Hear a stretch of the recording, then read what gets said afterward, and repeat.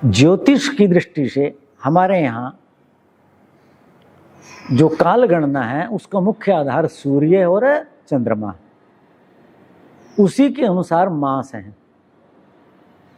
वेद में उनको मधु, माधव,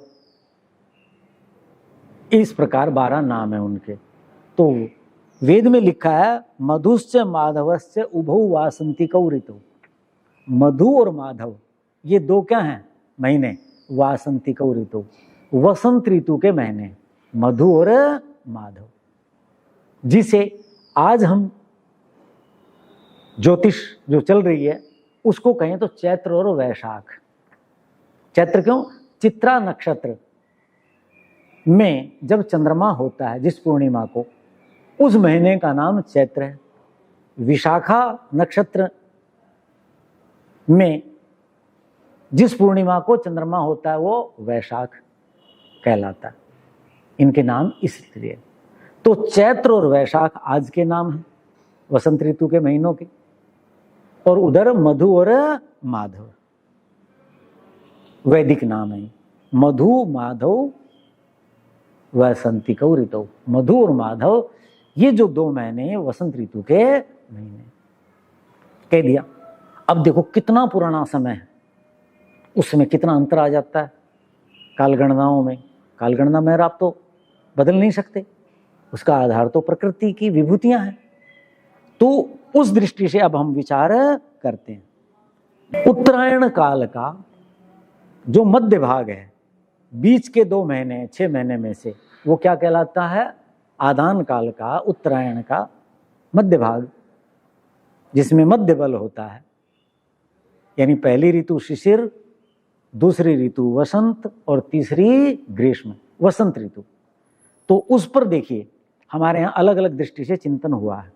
तो मैं किसको उचित मानता हूं वो अपना पक्ष रख रहा हूं, आप लोग अपने आप निर्णय करें। फिर सूर्य का उत्तरायण 14 या 15 जनवरी को नहीं, 14-15 जनवरी तो कह दिया हमने लोक व्यवहार में, अंग्रेजी पद्धति हमारे यहाँ चल रही है। यानी उस दिन लोग कहते हैं सूर्य मकर राशि में आया, मकर संक्रांति, उस दिन उत्तरायण। लेकिन भारत के ज्यादातर पंचांगों में आप देखोगे 22 दिसंबर को, अगले साल 21 दिसंबर की रात को मिलेगा, क्योंकि इस बार एक दिन लीप ईयर का आ रहा है, वो बढ़ जाएगा। तो दिन कैसे हो जाएगा? बढ़ जाएगा ना। तो 21 की रात को पड़ेगा, 21 दिसंबर की रात को सूर्य उत्तरायण होगा सायन पद्धति से। तो वहां लिखा आएगा इतने बजकर इतने मिनट पे सूर्य सायन मकर, सूर्य सायन सूर्य मकर राशि में प्रवेश कर गया। आगे लिखा मिलेगा, इस बार 15 को दिखाया था जनवरी को, 14 जनवरी को लिखाएगा निरयन सूर्य मकर राशि में। निरयन पद्धति की जो गणना है उसके अनुसार सूर्य मकर राशि में आएगा। तो यथार्थ मैंने बताया क्या है? निरयन पद्धति नहीं है। यथार्थ तो प्रकृति इस समय क्या है? सूर्य देखो किस दिन उत्तरायण हुआ, पश्चिमी गणना देख लीजिए, आप देख लीजिए, आपको स्कूलों में कब पढ़ाया जाता है कि सूर्य उस दिन भूमध्य बोलो कर्क रेखा से ऊपर आना शुरू हो गया। तो फिर यथार्थ तो वही है, ऋतु तो उसी के अनुसार बनेगी। आज की ऋतु 1400 साल पहले सूर्य की कैसी गति थी उसके अनुसार बनेगी क्या? तो वसंत ऋतु, शिशिर ऋतु, ग्रीष्म ऋतु, 6 ऋतुएं किसके अनुसार होंगी? आज के सूर्य की गति के अनुसार होंगी। हमारी शिशिर ऋतु आज की कब शुरू हो गई? 22 तारीख को 9 बजकर कुछ मिनट पर शिशिर ऋतु आरंभ होगी। उस दिन माघ मास आरंभ हुआ था। कौन सा? सूर्य का, चंद्रमा का नहीं कह रहा मैं, सूर्य का। और चंद्रमा की जो गणनाएं हुई तो सूर्य के अनुसार हैं।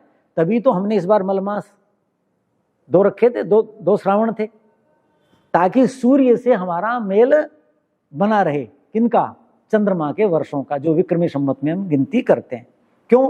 ताकि हमारे त्योहार ऋतुओं के अनुसार आते रहें। नहीं तो क्या होगा, हमारे जो मुस्लिम बंधु हैं उनके यहाँ चंद्र गणना के अनुसार त्योहार आते हैं।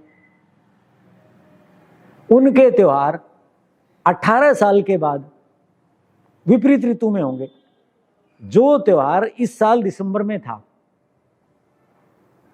11 दिन का अंतर पड़ जाता है। तो आप लगा लो 17 साढ़े 17 साल के बाद क्या होगा, वो जून में आएगा वो त्योहार उनका। क्यों? क्योंकि ऋतु तो सूर्य के अनुसार है और आप चंद्रमा के अनुसार त्योहार मना रहे हो, अपनी तिथियां मना रहे हो, तो वहां तो 11 दिन का अंतर है। 354 जो दिन है इतने का चंद्रमा का वर्ष है और 365 सही 1/4 सूर्य का है। अंतर आ गया कि नहीं आ गया? तो हमारे यहां ये ऋतु के अनुसार ही पर्व आते रहे, इसलिए 2.5 साल के बाद एक अतिरिक्त मास चंद्रमा का जोड़ दिया जाता है ताकि ये 10-12 दिन का जो फर्क हर साल पड़ता है वो समाहित हो जाए और हमारी जितनी भी तिथियां हम कर रहे हैं, त्योहार मना रहे हैं, पुण्य तिथियां मना रहे हैं, जन्म तिथियां मना रहे हैं, वो सारी उन्हीं ऋतुओं में बनी रही। लेकिन सूर्य का नहीं कर सकते हम, क्योंकि सूर्य तो अपने अनुसार चल रहा है। वहां किसके लिए करेंगे? ऋतु तो सूर्य बना रहा है, तो सूर्य के अनुसार ऋतु होती है। तो शिशिर ऋतु का आरंभ कब हुआ? 22 दिसंबर को। तो 2 महीने कब होंगे? 31 का ये लगा लो, वो लगा लो, दोनों 31 के, 20 अनुमानित बता रहा हूं, 19 को। 19 तारीख को जो है इस बार जो सूर्य 19 फरवरी को सूर्य मीन राशि में आ गया, आएगा अभी जो 19 आ रही है, आज तो अभी है नहीं ना, 19 तारीख को। उस दिन से चैत्र आरंभ हो जाएगा, माघ और फाल्गुन समाप्त हो जाएंगे, शिशिर ऋतु समाप्त हो जाएगी। समझ गए? तो चैत्र मास और वैशाख मास क्या हैं? वसंत ऋतु के महीने हैं। वैदिक नाम क्या है इनका? मधु और माधव है। तो सूर्य के अनुसार ऋतु होती हैं, तो 2 महीना कब हो जाएंगे? 19 को हो जाएंगे। यानी मकर के बाद कुंभ, ये दोनों राशियां पार कर करके 19 फरवरी को सूर्य मीन राशि में प्रवेश कर जाएगा, अर्थात 19 तारीख को चैत्र मास आरंभ हो जाएगा। 19 फरवरी यानी 20 लगा लो, 19 को रात को हुआ, देर से हुआ, तो सूरज तो 20 का ही हुआ, तो हम सूर्य के अनुसार पहला दिन मानते हैं भारतीय गणना के अनुसार। तो यानी 20 फरवरी से 20 अप्रैल, अनुमानित बता रहा हूं मैं, एक आध दिन, जैसे फरवरी मान लो 29 की होगी, 28 की होगी, तो वहां 21-22 हो जाएगा अप्रैल। तो आगे बात समझ में? मैं ये बात कहना चाह रहा हूं, वो जो अब नव संवत कब आ रहा है इस साल?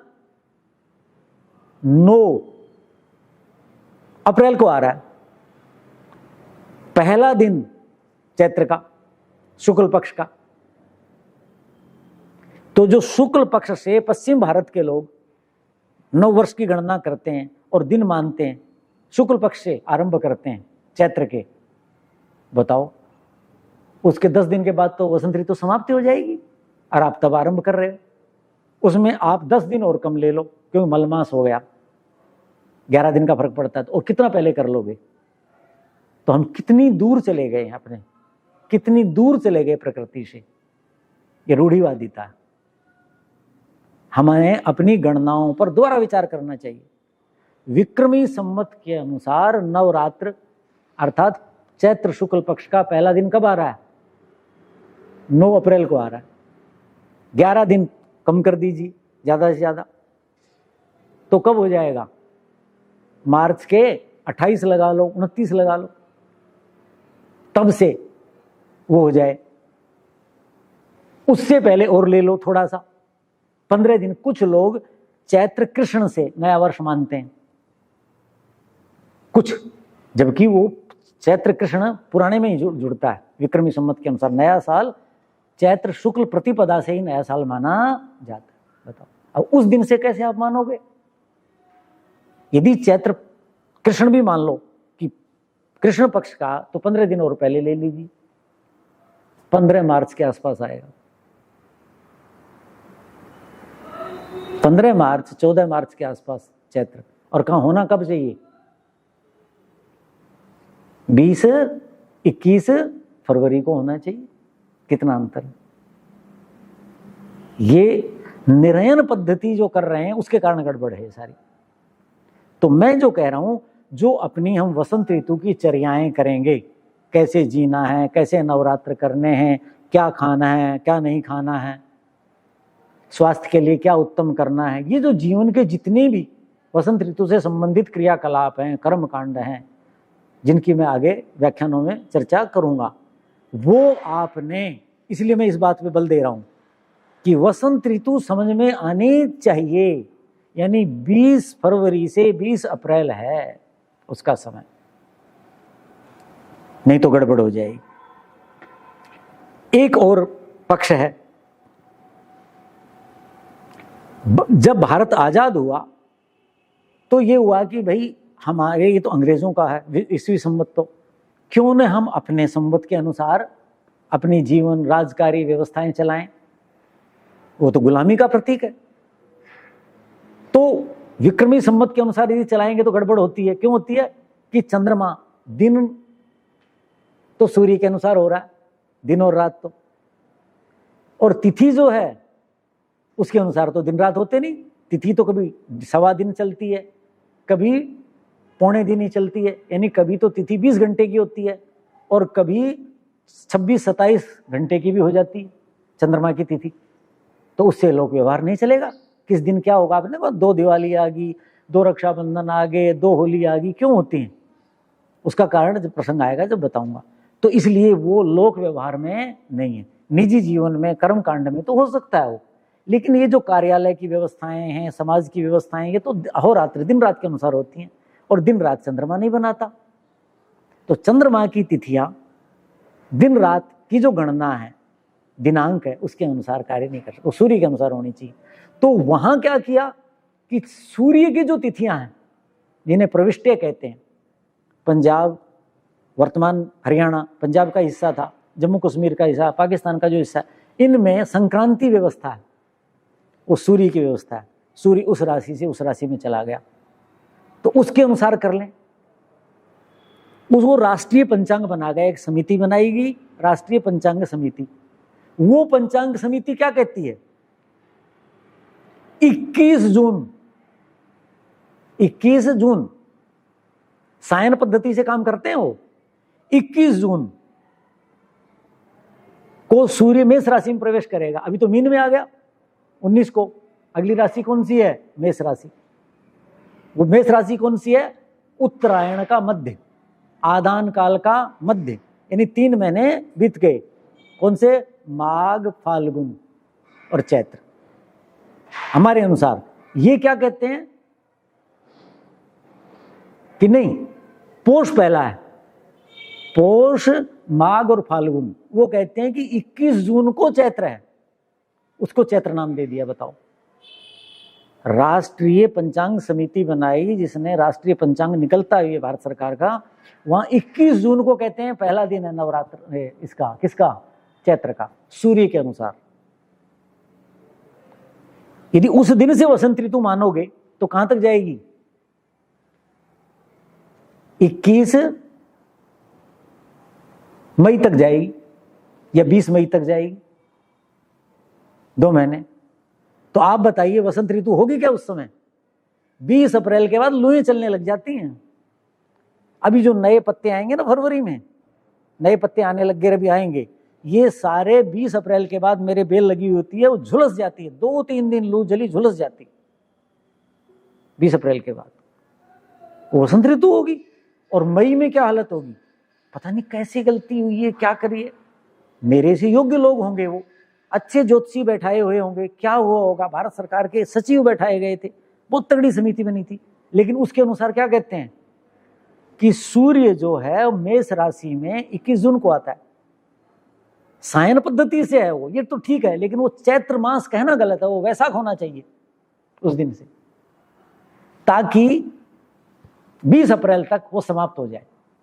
यानी वो मध्य भाग होना चाहिए किसका, वसंत ऋतु का, और वहां पहला दिन कह रहे हैं।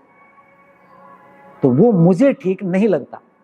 मैंने सब पे विचार करता हूं, तो मैंने तीनों चीज बताई। एक तो निरयन पद्धति वाले, माघ कब मानते हैं, किस दिन से होगा, 15 जनवरी से, यानी सूर्य मकर राशि पे कब आया, 14 जनवरी और 15 को सवेरे आया, उस दिन से। वो गलत हो जाएगा। अरे सूर्य तो 22 और 21 को आ जाता है, तो उस दिन से माघ मास, उस दिन से उत्तरायण, उस दिन से आदान काल, तो 2 महीने लीजिए शिशिर ऋतु। उसके बाद आपकी वसंत ऋतु आरंभ होती है, यानी 20 फरवरी से 20 अप्रैल। अंग्रेजी दृष्टि इसलिए बार बार कह रहा हूं क्योंकि हम इसी के अभ्यासी हैं। सूर्य जो है किस राशि में आ जाना चाहिए, मीन राशि। 19 तारीख को सूर्य मीन राशि में आ जाएगा, मीन मेष, ठीक है कि नहीं जी। 2 राशि में जब सूर्य रहेगा, चैत्र और वैशाख, ये 2 महीने, इसको वसंत ऋतु कहते हैं। ये जो वसंत ऋतु है, अब इसकी चर्या पर विचार करते हैं, चर्या पर विचार करते हैं कि कैसे जीवन जिएं, क्या खाएं पिएं, जीवन शैली कैसी होनी चाहिए, उसका सैद्धांतिक आधार आयुर्वेद की दृष्टि से क्या लिखा है कि आदान काल का स्वामी क्या है, सूर्य। आदान काल का, उत्तरायण का स्वामी सूर्य, और मध्य काल है ये वसंत ऋतु। तो क्या कहा, अतः रूक्षा रसा वृद्धि में आंती। रूक्ष जो रस हैं, रूक्ष 6 रस हैं, मधुर, अम्ल और लवण, ये सरस रस कहलाता, ये सरस रस कहलाता। रूक्ष कौन से वे, कटु, तिक्त और कसाय। तो रूक्ष रस 6 रस हैं, मधुर, अम्ल और लवण, ये मधुर रस हैं, ये मधुर रस। तो ये जो रस हैं वृद्धि को प्राप्त होते हैं, यानी उत्तरायण में, शिशिर ऋतु में कौन सा होगा, तिक्त रस प्रधान होगा। वसंत ऋतु में कौन सा होगा, कषाय रस होगा, और ग्रीष्म ऋतु में कटुक रस प्रधान होगा। तो ये कहते हैं कि मयूखई जगतै सारम पिबती रवि, सूर्य अपनी किरणों से जगत के सार को, सौम्य अंश को पी लेता है, जिसके पहले व्याख्यानों में चर्चा की। तो क्या हो जाएगा उससे, हमारा शरीर रुक्ष हो जाएगा। हमारे शरीर के अंदर देखो, किसी को उल्टी लग जाती है, दस्त लग जाता है, शरीर कैसा हो जाता है। छोटे बच्चे को कुछ होता है, डॉक्टर क्या खाल ऐसे पकड़ के देखते हैं, मुड़ी रह जाती है, क्या कि इसके तो शरीर में पानी नहीं रहा, खनिज लवण निकल गए, उल्टी दस्त होते हैं ना, ऐसा देखते हैं। हमारा शरीर रुक्ष हो जाता है, क्या हो जाता है, रुक्ष हो जाता है। तो रूक्ष रस पैदा हो जाते हैं किसमें, आदान काल में, उत्तरायण काल में। और मध्य भाग कौन सा है, वसंत ऋतु, उसमें कषाय रस। कषाय रस कौन सा है, जैसे अमरूद का पत्ता चबाओ तो मुंह कैसा हो जाएगा, रुक्ष हो जाएगा। मोलसरी का पत्ता चबाओ कैसा हो जाएगा, रुक्ष हो जाएगा। हो जाएगा कि नहीं। कीकर की दातुन करो आप, कैसा हो जाएगा, रुक्ष हो जाएगा। तो ये जो 3 रस हैं, इनकी प्रधानता होती है। अब मोटी सी बात समझ लीजिए, वसंत ऋतु में किस रस की प्रधानता हुई, कषाय रस की प्रधानता हो जाती है। ये कहा, ये क्यों हो जाते हैं, क्योंकि सूर्य और चंद्रमा ना वायु क्या करते हैं, वायु तो आपने देखा सर्दी थी तो ठंडी हो गई, अब सूर्य ताकतवर हो गया तो कैसी हो जाएगी, गर्म होती जाएगी। ये दोनों मिलकर के हमारे शरीरों को ये सुखाते हैं।